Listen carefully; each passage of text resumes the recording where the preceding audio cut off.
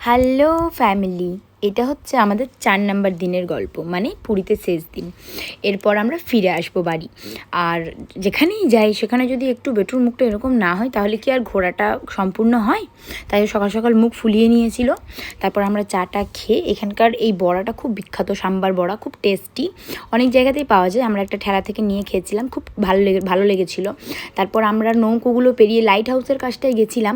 ওখানে এই রাইডগুলোও হচ্ছিলো, কিন্তু আমাকে অরিজিৎ দিব্যি টিব্বি দিয়ে একদম চাপতে বারণ করে দিয়েছিল, তাই অগত্যা আমার কোনো উপায় নেই, জাস্ট দেখে চলে এলাম।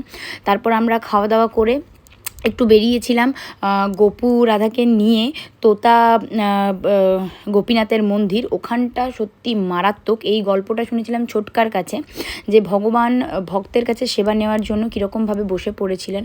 তো সেটা দর্শন করে সত্যিই খুব মনটা ভালো হয়ে গেল। তারপর আমরা গেছিলাম এই রাজবাড়ির শ্রীকৃষ্ণ দর্শনে। এটা আমি মানে প্রতিবারই রোজ দেখি, কিন্তু বাকি বাড়ির লোকগুলোর দেখা হয়নি, তো ওদেরকে একবার ঘুরিয়ে দিলাম। যেহেতু এটা পুরীর মানে স্বর্গদুয়ার থেকে মন্দির যাওয়ার রাস্তাতেই পড়ে, তো আলাদা করে যেতে হবে না। তারপর গোপুরাধা জগন্নাথ দর্শনও করলেন।